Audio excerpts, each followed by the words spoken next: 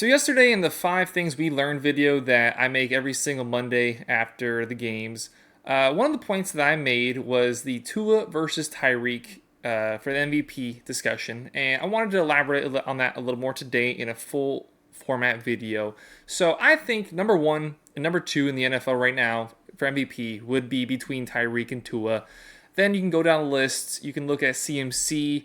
You can look at Josh Allen. You could even look at Jared Goff, Stephon Diggs potentially. There's a few guys that are right under, but I think number one and number two is Tyreek and Tua one way or another, and rightfully so. You look at what they're doing this year. Tua is on pace to break Dan Marino's passing yards mark. Tyreek Hill is on pace to break his own record from last year. He's on pace to finish just one touchdown short of the Dolphins' touchdown receiving touchdowns for a year mark. And I believe Tua is on pace to surpass or get just about. I think he's projected currently to finish third. So Dan Marino has 1 and 2, and actually he has the top 4. Tua is finished to be, or projected to be right before that, or right underneath that, I should say. So both the two on historic seasons and are incredibly important to this Dolphins team. And it gets me thinking that who should be the MVP of the NFL between the two?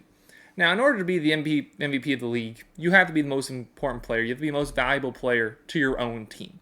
And that presents a very interesting conversation to be made about the two players. Now, a lot of people, just off the bat, I feel like immediately will select Tua. You take a look at last year, the games that Tua played versus the games that Tua did not play. You look at our record without him. You look at the yards that we were able to pick up without him. You look at Tyreek's numbers without Tua versus Tua's numbers without Tyreek, even though that's been a very limited sample size. I don't think he missed any games at all last year. There was times in a game, like I think that Jets game, he left early. But Tua has had Tyreek whenever available. Tyreek has not had Tua whenever available. So certainly there isn't valid arguments to be made in that case that Tua is more important than Tyreek. Also on the basis of he's a wide receiver, Tua's a quarterback. 9 times out of 10, the quarterback is, no matter what, the most valuable player on the team. But I do believe, just what we've seen this year, Tyreek Hill has been more valuable to this Dolphins team. So on the basis of quarterback, wide receiver, immediately more valuable, I don't think that's necessarily 100% accurate all of the time.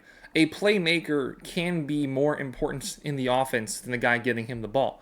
If you took just any other average quarterback and put him in this system, they would have a lot of success. Now, this is not at all a dog on Tua, because a lot of people say that to kind of tear down what Tua's done so far this season, that he's just a system guy and you can find any other guy to be thrown into the system. However, I don't think you can just do that with Tyreek Hill and just any other wide receiver. Don't get me wrong, guys like Justin Jefferson, Jamar Chase would still have tremendous success in this system. But you go down that list of even star receivers, I'm not sure even guys like A.J. Brown, who's having an incredible season, has the type of success that Tyreek Hill is having. On pace for 2,300 yards in the NFL in this season, breaks so many records.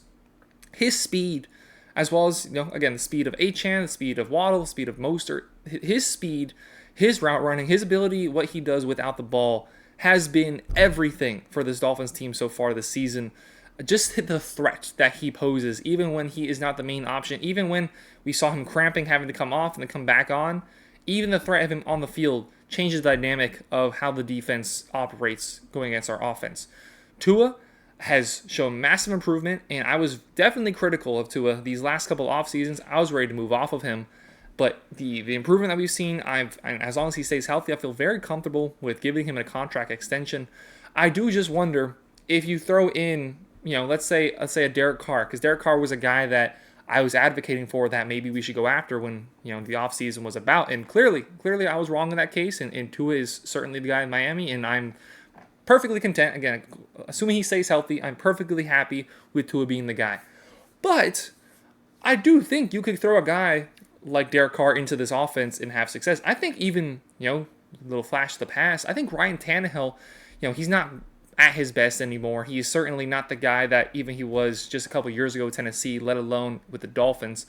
I think Tannehill today, I don't think he wins us a Super Bowl. I don't think he wins us a playoff game. But I think Tannehill, what we see from him today, with the weapons around him, with the running game, the number one receiving offense, number one rushing offense, I think he could get us to the playoffs.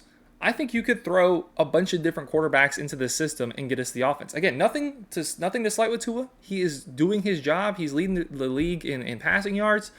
He's either on top or just about on top in passing touchdowns. This is in no way an indoctrination against Tua.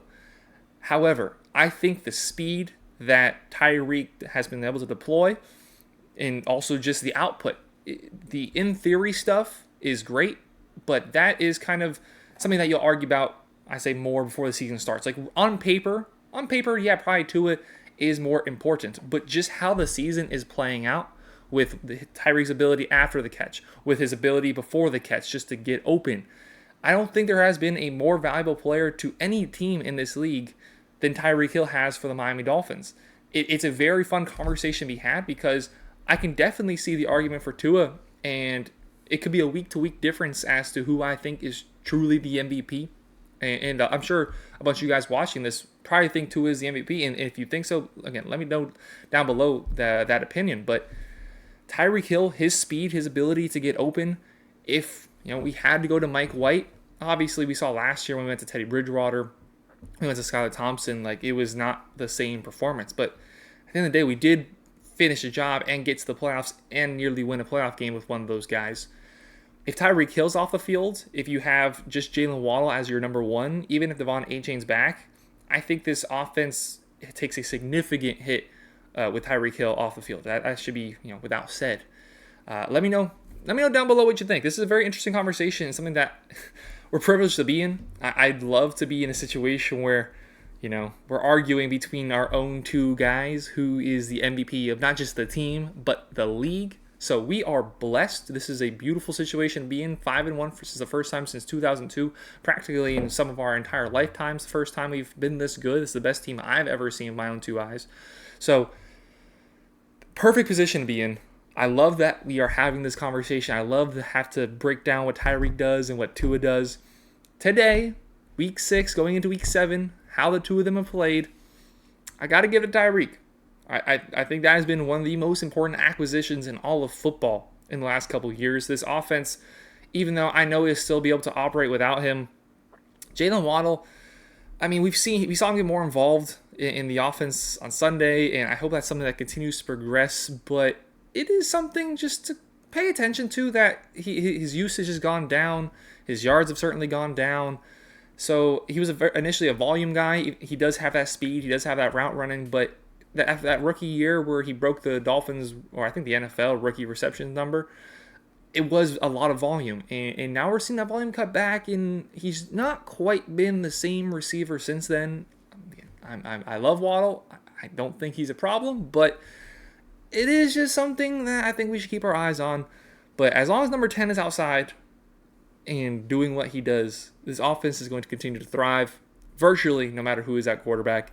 Let me know your thoughts down below. Who do you think the true MVP of the league is? I hope I did a good enough job explaining. I'm sure there's a bunch of more stuff I could go into. He's quick, catches the ball. Ball in his hands is something that you hope for pretty much every single play. And his impact on the team, I think, so far this season makes him the most valuable player in the NFL. But again, let me know your comments down below. Hit that subscribe button. Hit that like button. Have a great rest of your day. Take care, everybody.